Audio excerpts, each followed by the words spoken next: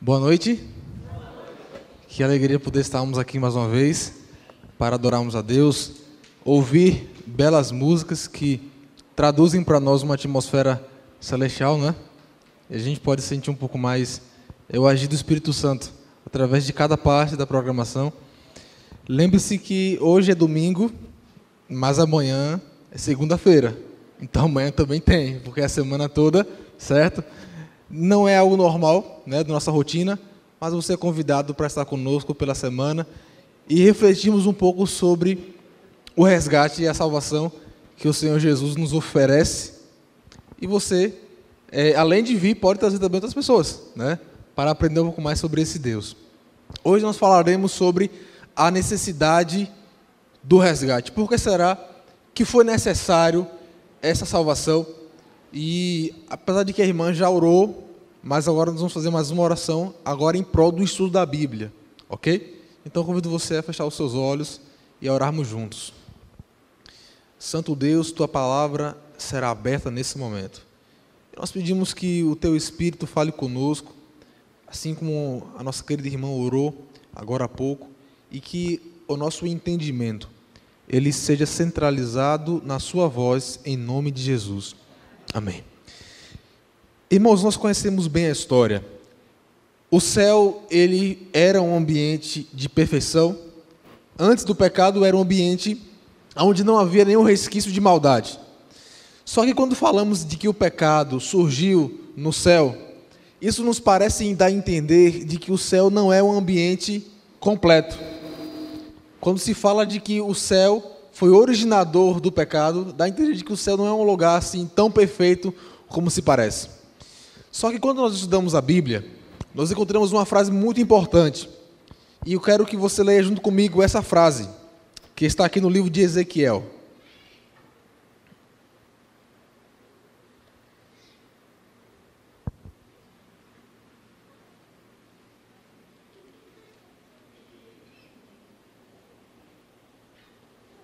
Ezequiel, capítulo 28,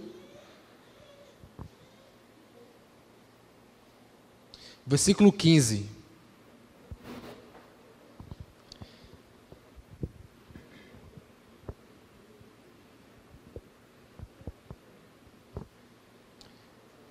Ezequiel, se a tua Bíblia foi a tradicional que nós usamos, está entre as páginas 570, mais ou menos, você vai encontrar nessa faixa aí, Antigo Testamento. Amém? Ok, versículo 15. Perfeito eras nos teus caminhos, desde o dia em que foste criado, até que se achou iniquidade em ti. Existem algumas abordagens na psicologia que estuda o ser humano e também a influência que o ambiente tem sobre a formação do próprio ser humano. E quando nós encontramos a Lúcifer, né? O texto ele se trata exatamente de Lúcifer.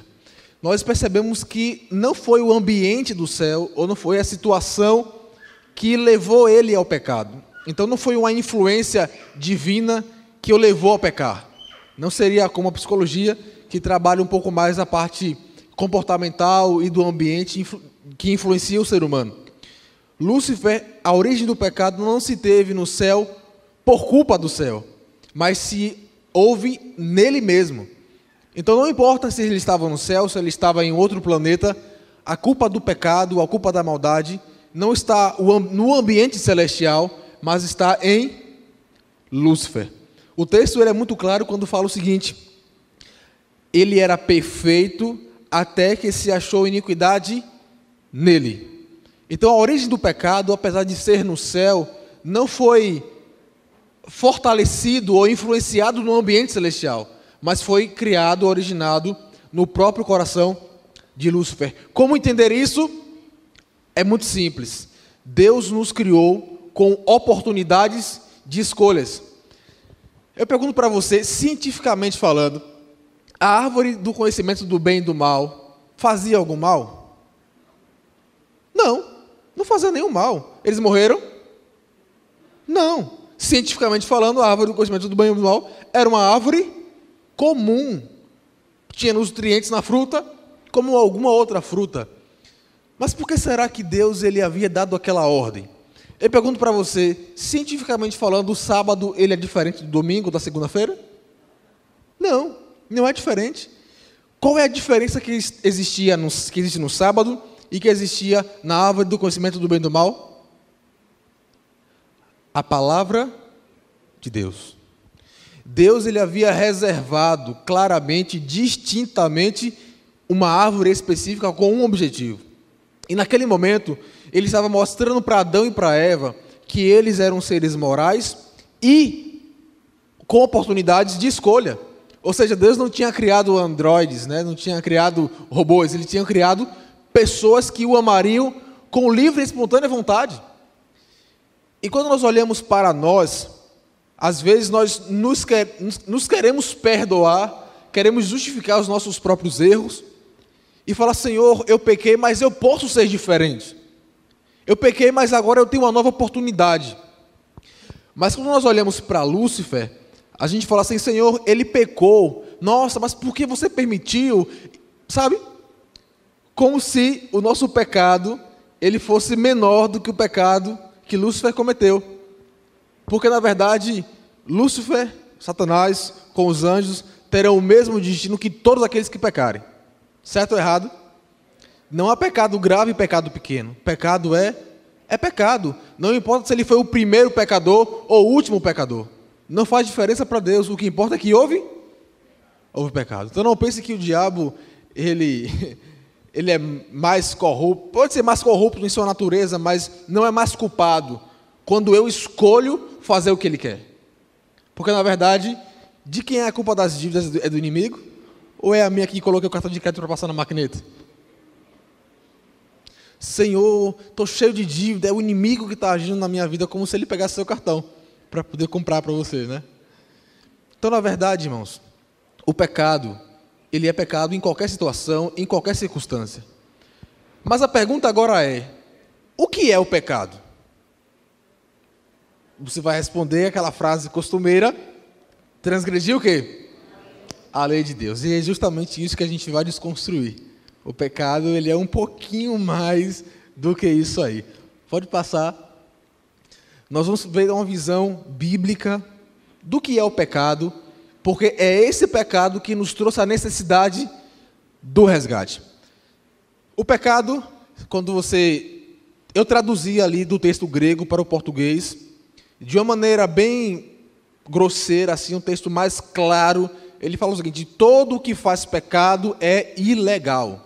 Pois fazer pecado é ser ilegal. Ou seja, transgredir a lei é ser ilegal. É uma tradução mais rústica do termo grego, pode passar? Mas o que a Bíblia fala sobre o pecado é um pouquinho mais do que simplesmente um ato, uma ação de transgressão. Existem alguns conceitos importantes. O primeiro está ali em 1 João que nós lemos, né, que o ato pecaminoso, o ato de transgredir, a ação, ela é um pecado. Mas quando você vai para Mateus 5, versículo 28, Jesus ele faz uma observação interessante. Se você olhar para uma mulher e no seu coração intencionar desejá-la, você está pecando. Por quê? Porque o pecado não é só a transgressão da lei no sentido de ato. O pecado também é intenção. Então, mesmo que eu não pratique o ato pecaminoso, a intenção também é pecado. Salmo 51, versículo 5, ele apresenta Davi declarando seu arrependimento pelo pecado que ele havia cometido, e ele fala: Deus, eu nasci em pecado. Ou seja, o pecado não é simplesmente um ato ou uma intenção, mas é uma condição de natureza. Paulo ele explica esse contexto de natureza pecaminosa quando ele fala a luta que ele tem. Ele fala que existe nele algo que está travando uma batalha, porque o que ele quer fazer, ele não consegue, mas o que ele não quer, ele faz. Por quê? Porque existe nele uma natureza pecaminosa, ou seja, o meu estado espiritual, a minha natureza, a minha condição é de pecador. E essa condição de pecador, de pecado, ela só será removida quando Cristo voltar. Então, mesmo depois de batizado, eu ainda estou em pecado. Não no sentido de prática, talvez, mas na minha condição espiritual, minha condição de natureza ainda é essa. Acontece apenas a adição da natureza espiritual, mas não acaba a natureza pecaminosa. A luta continua. E por último, a Bíblia apresenta também Tiago 4,17, quando fala o seguinte: você sabe o que deve fazer, sabe o que é certo, se você não fizer, você está pecando. Então o pecado também é omissão. Então veja, mesmo que eu não roube, a minha omissão em crescer espiritualmente é tão grave quanto o pecado de um ladrão. Porque eu sei que devo crescer espiritualmente, eu sei o que devo fazer, eu sei que eu tenho que me entregar a Cristo, mas eu decido conscientemente não fazer. Eu conheço um amigo que ele era adventista e ele falou algo incrível que eu nunca ouvi em nenhum lugar.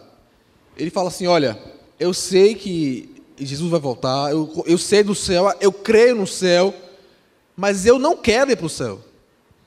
Eu não quero. Eu quero viver na terra e eu sei que ele vai voltar, e eu sei que eu vou morrer e eu quero morrer. Ele fez a escolha dele. E ele claramente decidiu da maneira que ele quis. Isso é real e foi muito pessoal isso. Então a omissão, a ausência de ação, ela também é pecado. E eu fico me perguntando às vezes, qual é o tipo de condição espiritual que você tem que eu tenho?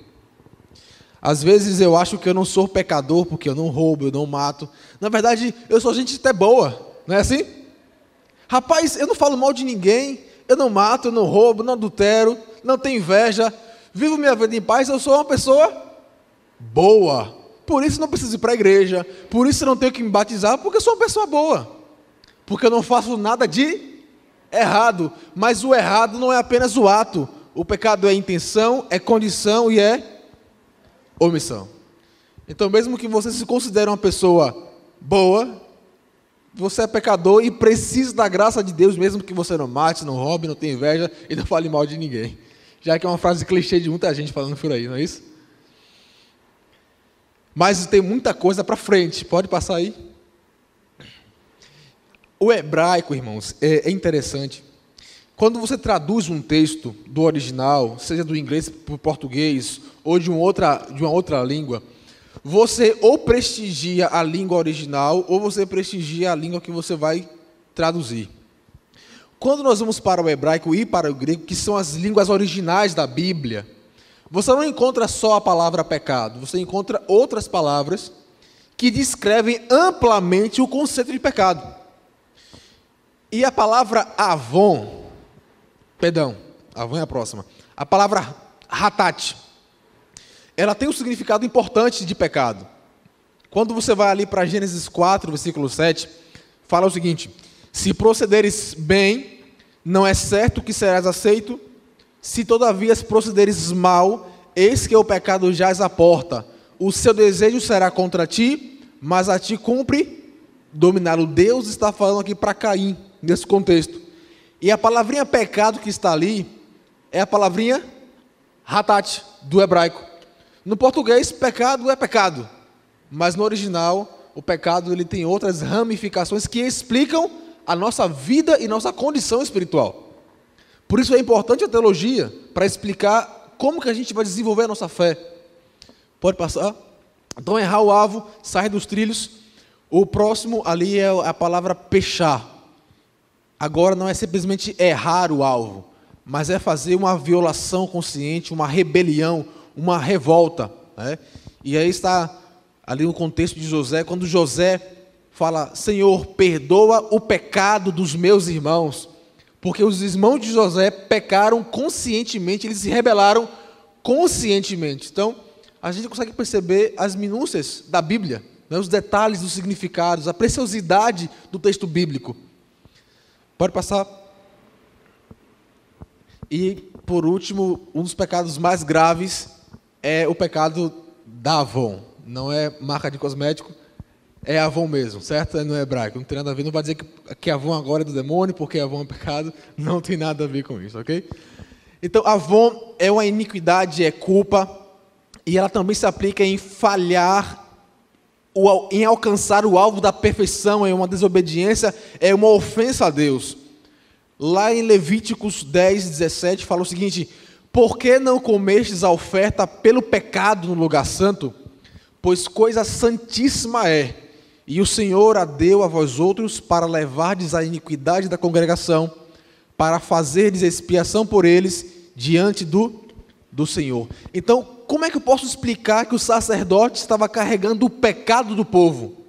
É simples, é só eu ir na palavrinha original do hebraico e eu vou descobrir que avon não é só pecado, é culpa.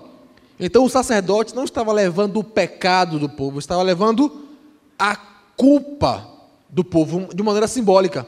Percebe como o texto original ele explica melhor o texto bíblico do que do português? Pode passar. E agora, quando você vai para o grego, você já tem aí mais de 10 palavras diferentes, mas a gente não vai entrar nas 10 palavras gregas, que aí seria pura teologia. Mas eu quero mostrar para você um ato, uma cena que explica a profundidade do que nós estamos vendo agora. Abra a tua Bíblia agora no livro de Atos, no livro de João. João capítulo 8.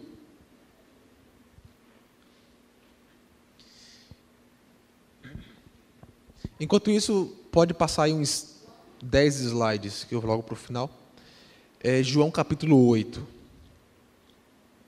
Eu não vou deitar aqui a todas as palavras gregas, que não é o nosso momento, seria mais para um encontro teológico, mas vamos ficar aqui a essa história maravilhosa da mulher adúltera. Aí, ok, obrigado. João capítulo 8, versículo 7. É uma história interessante. No Novo Testamento, o quarto evangelho diz assim, capítulo 8, versículo 7. Como insistissem na pergunta, Jesus se levantou e lhe disse: aquele que dentre vós estiver sem pecado, seja o primeiro que lhe atire a pedra.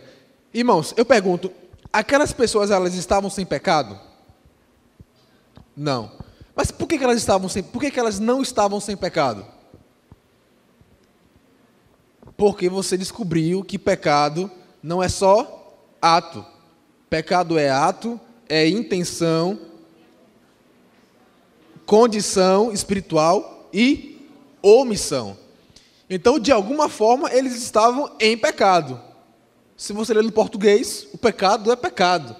Mas quando você vai para o grego, a palavrinha grega que está ali não é a palavra hamartia, que é a palavra grega para pecado genérico. Pecado genérico. Mas existe uma especificidade do pecado. Jesus ele é específico em que tipo de pecado ele estava se referindo com aquelas pessoas. E o que ele fala é a palavra hanamartetos. O que significa isso? Estado pecaminoso.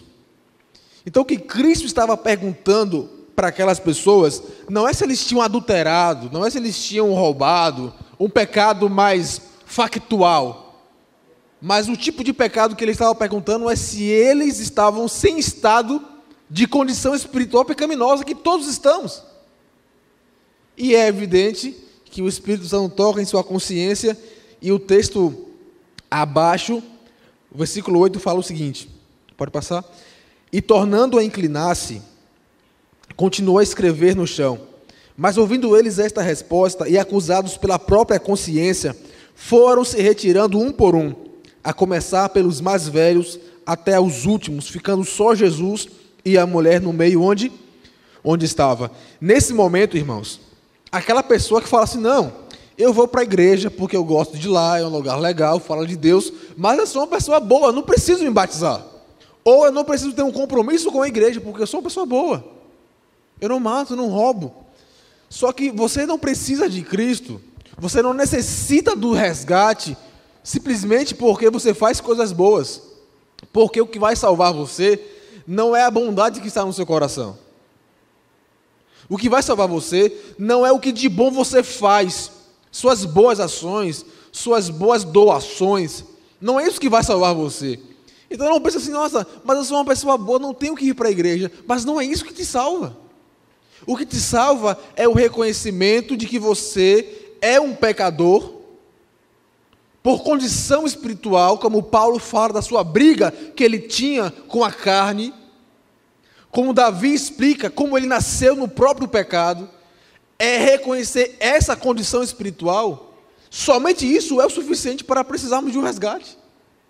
Então não importa se você não fala mal de ninguém, se você não mata, se você não rouba, todos precisamos unicamente pela condição espiritual. Só que o interessante, irmãos, é que Jesus ele fala outra coisa.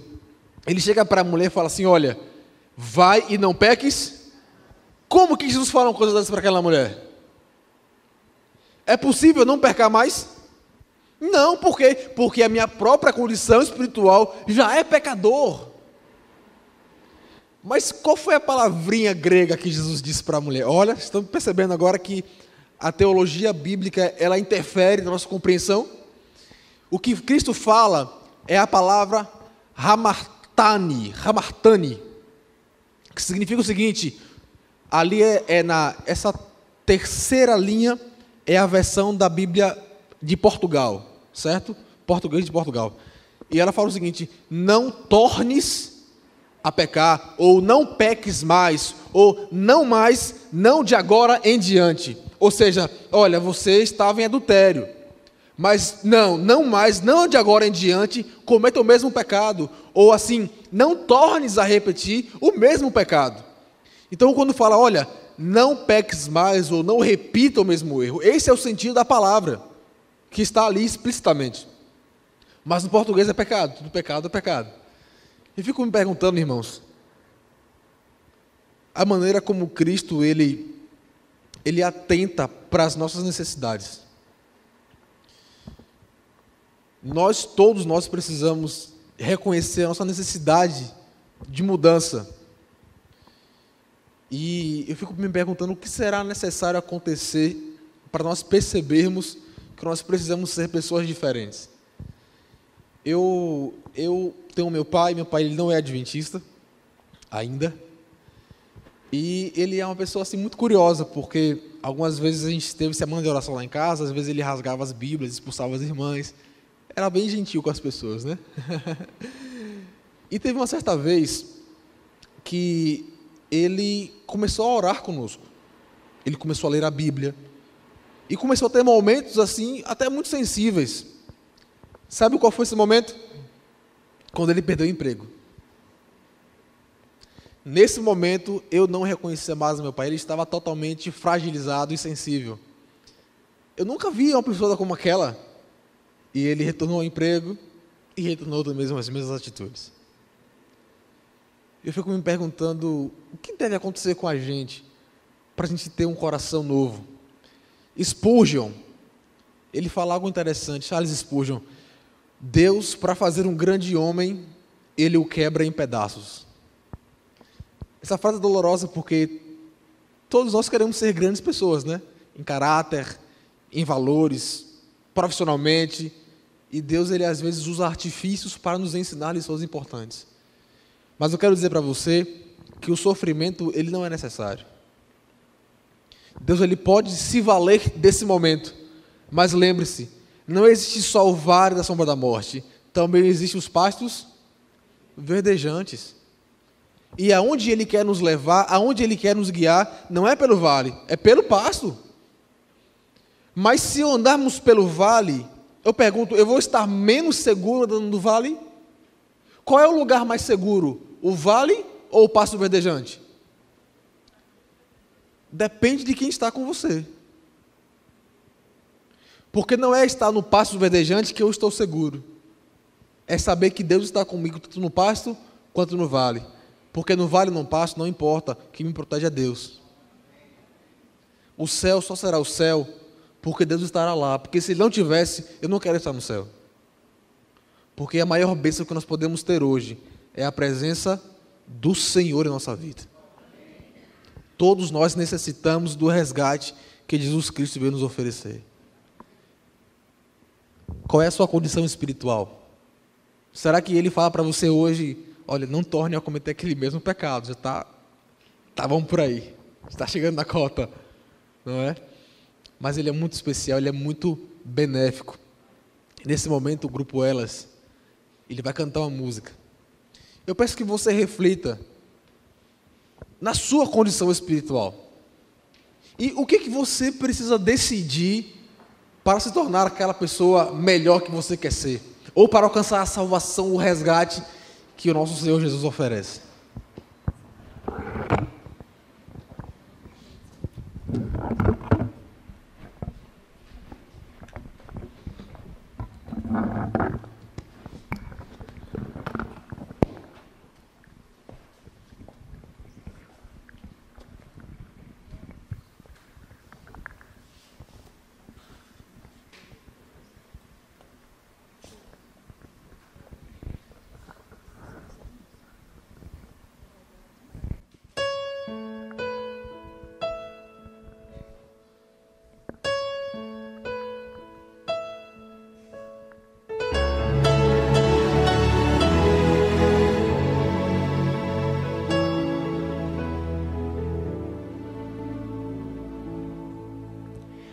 Vou voltar atrás, retornar ao meu primeiro amor, ter de novo um coração cativo a ti, Senhor, e depender de ti. Junto à cruz estou, minhas vestes quero então lavar, restaurar a aliança que um dia eu quebrei. Eis-me aqui, Senhor.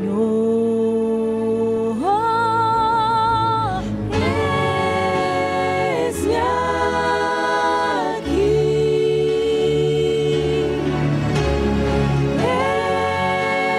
Eis-me aqui.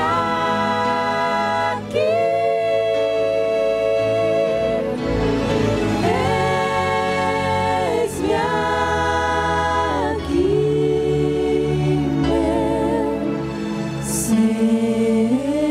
meu Senhor Jesus.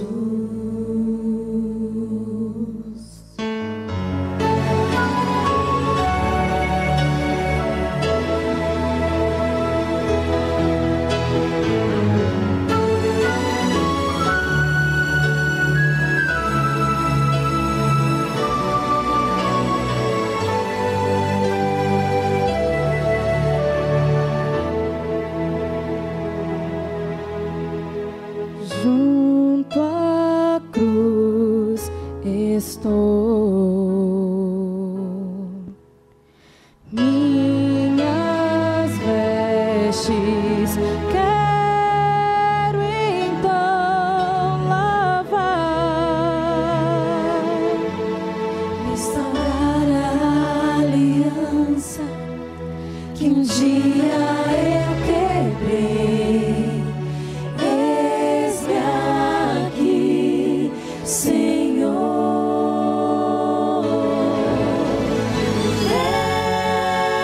Eis-me aqui.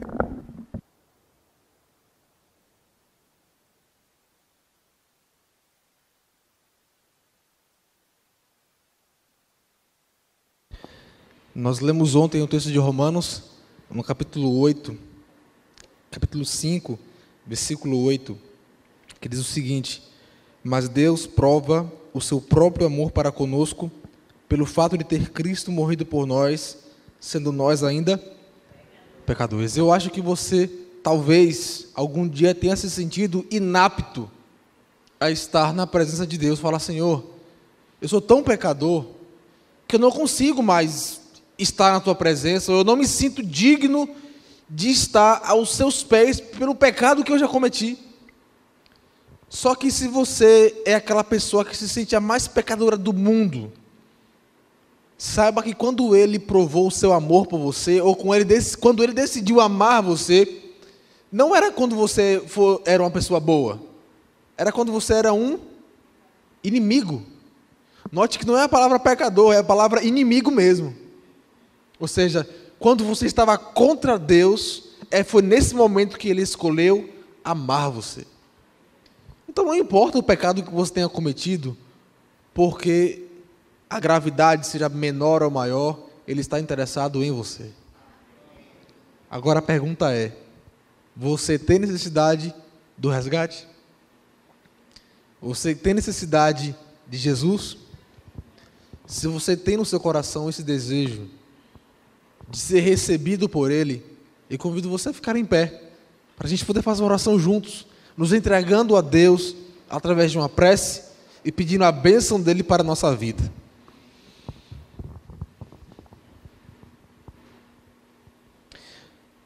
Exaltado e glorificado seja para sempre o nome do Senhor.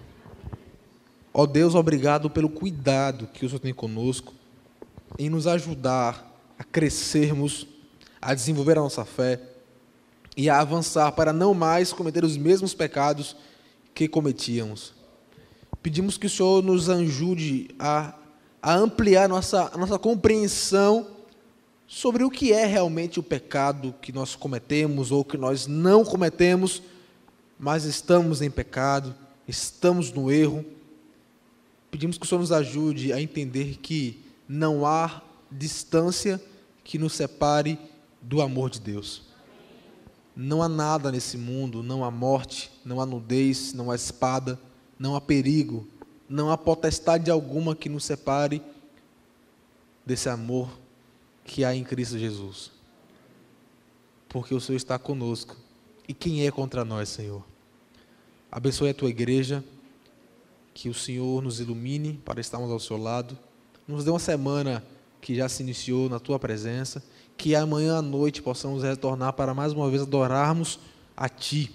Que essa semana especialmente, possamos pensar mais sobre o sacrifício que o Senhor fez por nós. Nos leve em paz em nome do Senhor Jesus. Amém. Lembre-se, amanhã à noite haverá culto e que você tem que estar aqui, ok? Mas você não pode vir só. Lembre-se de trazer um convidado especial para adorarmos a Deus juntos na casa do Senhor.